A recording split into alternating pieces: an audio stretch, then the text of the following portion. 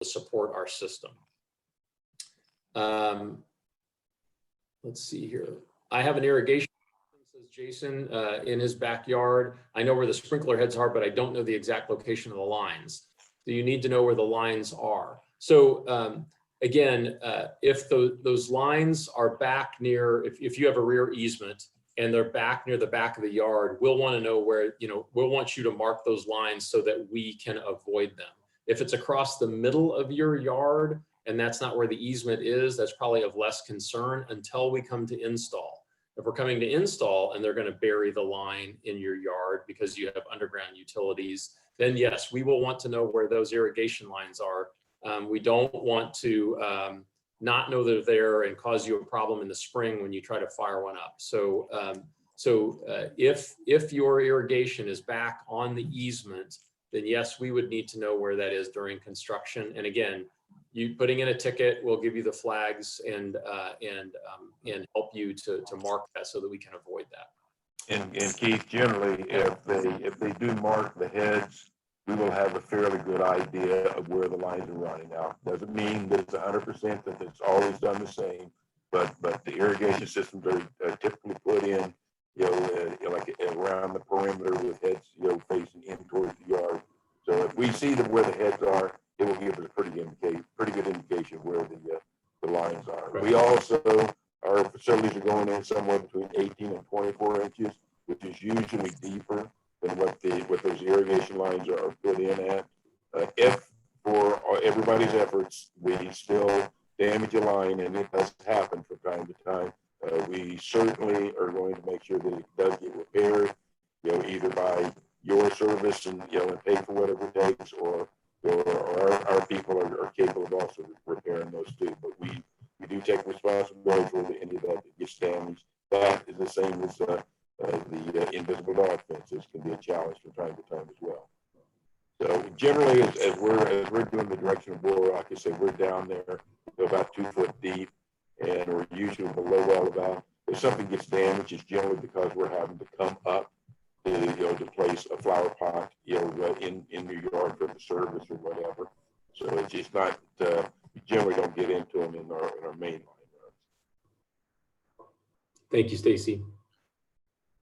Kyle asked, do pre-sales influence neighborhood install order? So Kyle, yes, if you are one of the first to pre-sign in there, we will prioritize the installation, or the people that have signed up earliest once we release, what we call release or start installations in a particular neighborhood. So folks that have pre-signed will have the first chance to get on the installation calendar.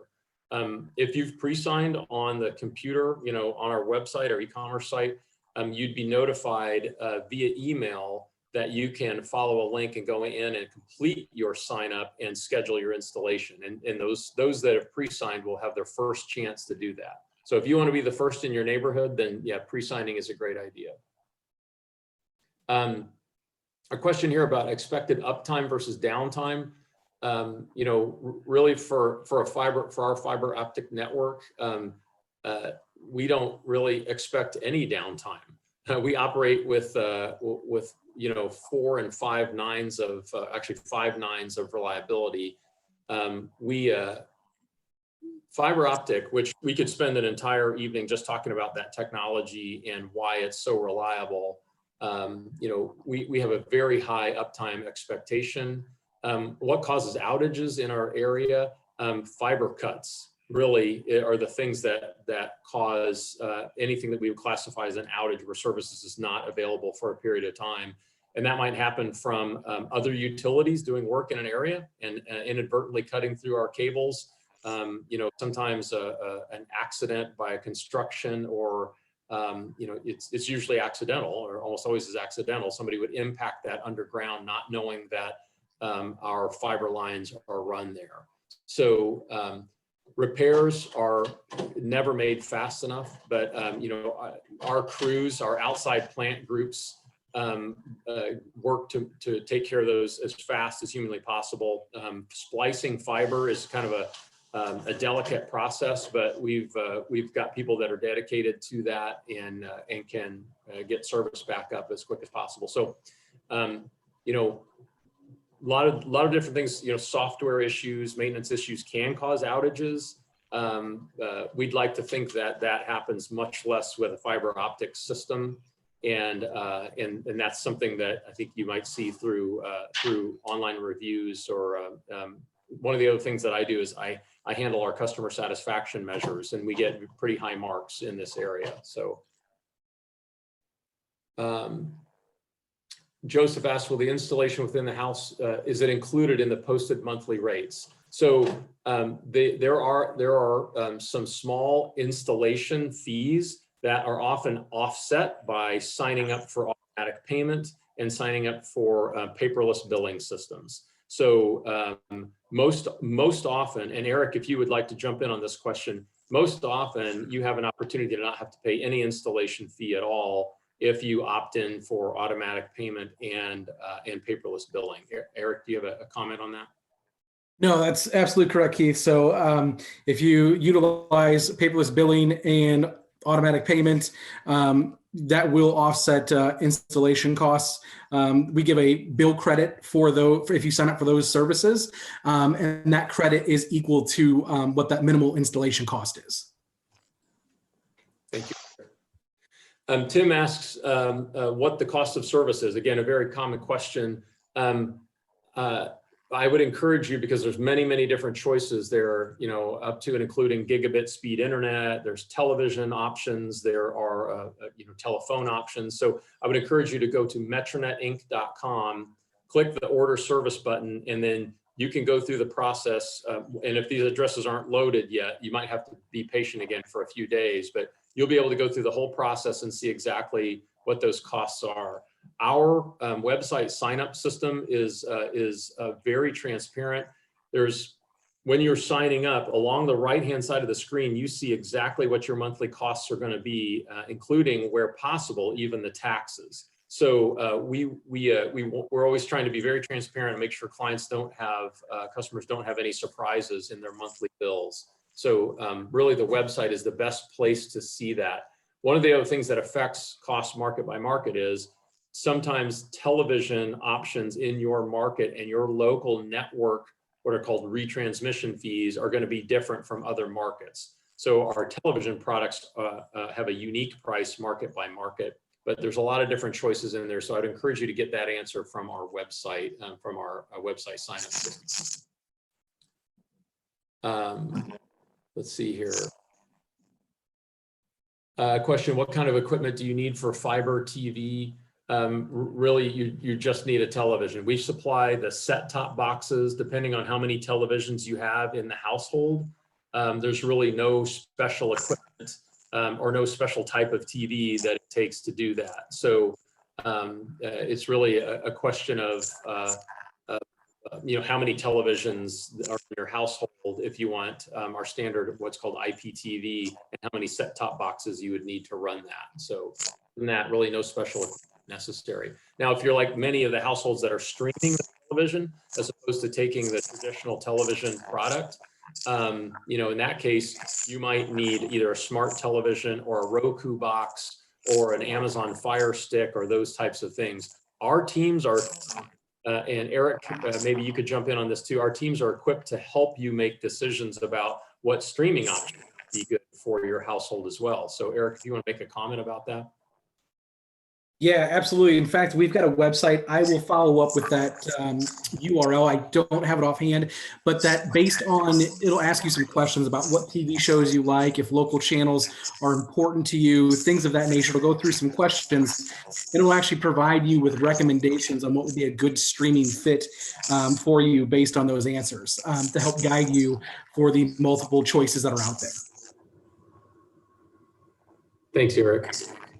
And then Kyle asks, he's also, it looks like Kyle wants to make sure there's no data cap, no upload data cap, like for multiple Nest cams up there. We have no data caps. There's unlimited data. That is not part of any restriction that we have for our internet service. So upload or download. And by the way, we have symmetrical service. So if you have 500 meg service, you have 500 up and 500 down. Same with gigabit. It's a gigabit upload and a gigabit download. So symmetrical services is a big distinction for our service, especially for folks that are big gamers. So that's an important feature. Robert asks, how close is the fiber run to power and other utilities within the easement, alongside, above, or below? Stacy, maybe you have a brief answer to that on how closely we run to other utilities underground. You're on mute, Stacy.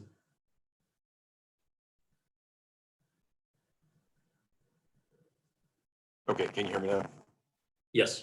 Yeah, we generally, if we have to parallel existing utilities, we try to stay as far apart from them as we can and still stay within the utility easement. Generally, we like to be 3 foot. Sometimes it's 2 foot, off of a paralleling facility. Most times, things like power and water, sewer, or especially in this part of the country, are much deeper than where we're going, so we don't have a lot of issues with them. The ones that we are about generally at the average depth of would be more like the gas and other comm lines. So, but again, as long as we get accurate locates on those, we pothole them if we are paralleling them and have to be inside of 5 feet. Then we, even if we're just paralleling them that far off of them, we still pothole to verify that that's exactly where that is. Every couple of 100 feet, just to make sure that there's not a lot of bow on the line or whatever. But generally we try to stay as far away as we can, but generally utility easements are like a 10-foot corridor. And within that, you've got everybody that is trying to provide service there. Okay, thank you, Stacy. Question here on, will your max speeds be available in all areas, or will some have speed limitations? Wherever we provide service, all of our product is available. So, from 100 megabit up to a full gigabit of service and speed is available any place that we build. So we don't have any distinction on that. Pedro says, I see an area around 100th Street in Newport Vista Drive that is white. Does that mean that area will not be covered? So if it's not within one of the numbered LCPs at this point, it looks like it probably wouldn't be a part of the initial build plan. Now, this is a good question, because just because something isn't within an LCP right now doesn't mean that's permanently the case. We design a neighborhood or a city and all of the planned areas to build to start the project. But many times when we never really complete a city, we will follow as subdivisions are built, adjacent to other areas that we service, as they're built and populated, we'll often make expansions into those areas. I'm not familiar with this particular area, so I can't speak to that, but just because it's not within an LCP right now doesn't mean that that's permanently non-serviceable. It just means that we haven't planned to build it on this initial phase of the build. Do you have permanent personnel in the area? We will. We will have technicians that are employed in this area that are dedicated to this region. They may cover Urbandale and other Clive and other areas around there. They might not be dedicated just to Johnston, but we will have technicians in the area that service just this area, and we'll have permanent folks that will work in a storefront. I'm not sure exactly where that will be in these communities at this point, but we really try to position those so that there's no more than a 20-minute drive or so away from where you are to access one of our storefronts, where you can get questions answered, billing questions, sign up for new services, or any kind of how to use services can be handled by our customer care people that work in those storefronts. I see we got about 4 minutes left or so. I'm gonna try to squeeze in a few more here. Let's see here. Okay, here's a question about redundancy. And this might also be a good question for Stacy. We do build redundant networks in loops around our communities, so that if you're somewhere around that loop, your neighborhood is served off of that. If there's a fiber cut on one side, we can still provide service from the other side of the loop, to keep it in simple terms, which I have to do because I don't fully understand the technology we operate with. But we do have a redundancy build plan. So Stacy, give a couple of comments on that, and you're on mute. Did we clear it? There you go. Okay.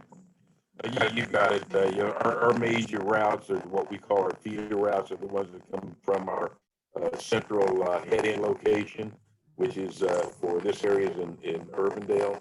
So we actually build that in a large ring, so that as you said, if we take a hit on that route, then it can fail over to the other side, so that we can continue to provide service. Now that's not an auto failover, but we can figure our huts where we can rapidly change the jumpers from one side of that ring to the other, so that if there's an event like that, there will be obviously some outage until we can get to the hut and get that switched over. Once it gets into the neighborhood, there are a lot of our neighborhoods we try to find multiple access points in and out back to that same ring, so that is basically a ring of itself, so that we can also be able to repair that if we take a hit in there. A lot of the end pieces, if you will, the ones that are coming right down the street that are at the house, it's pretty hard to do ring type of architecture that deep into the network, but at least for the main stuff, so that something that is a feeder can handle probably half of the market. As a matter of fact, I think Johnston has one feeder to it, so it's handling the entire market with the sub feeder coming off of, but those are all put into a ring, what we call a ring architecture, so that there are 2 points of presence to come back into our hut. Thanks, Stacy. I'm going to squeeze one more question in, if it's okay, Adam. It's an important question there that now I've lost it on the scan here. Bob Marvin asks, what are our COVID precautions for inside wiring? So this is a very sensitive question right now, and one that starting back in March, almost a full year ago, we got very serious about. So when our technicians come into your house to install our service, they will wear a mask, they will wear gloves, they will wear booties, fresh pair of booties every house that they go into. They will sanitize between jobs. They even sanitize and wipe down their tools, and they will do their best to maintain, safe distance from anyone. And they will also use sanitizing wipe to wipe down the areas that they have touched during installation. So we have maintained those protocols through the entire pandemic period here. And many customers have been very appreciative of that. It's a tough situation, but we do our absolute best to minimize any risk to you as a resident, or even to our technicians from residents. So we take that very seriously. You'll see our technicians take that very seriously as well. Be very respectful of anyone's concerns there. So I think we've hit the hour mark. And so, Adam, if it's okay, we can just make some wrap-up comments. Yeah, again, just want to thank you, Keith, and your team for taking the time. I think as folks noted earlier on, it's really nice to see a company take the time as to get into this process to answer questions. And maybe as a part of the wrap-up, you can remind folks if they had one of the questions that didn't quite get to in this hour, how they can get those answered going forward. Thank you, Adam. Thank you for hosting us, Adam. Thank you, all Johnston residents. This has been a pleasure. We don't get to do this, with all of the cities. So we really appreciate your willingness to do this. Thank you for all the great questions, really good questions. I don't want to leave anyone unanswered. If somebody feels like we didn't answer your particular topic, we want to hear from you. So any way that Adam can forward a screenshot of these things, or a way that we can respond and he can disseminate those answers, we could do that. You can always contact us and use the construction website to post questions within that. That is absolutely fine. So if you have an open-ended question you want to put in there, we'll follow up on it from there. But we really appreciate your questions, your willingness to engage with us this evening, and we'd welcome doing this again in the future, maybe as the construction process is underway or is starting to wrap up, and we're starting to install services. So thank you so much for your attention, and we hope we have a chance to serve you in the future as a MetroNet customer. Thanks again, Keith. And if you wouldn't mind sending me a copy of the PowerPoint slide, I'd like to make that available to folks as well. Will do. Thank you. All right. Have a good evening.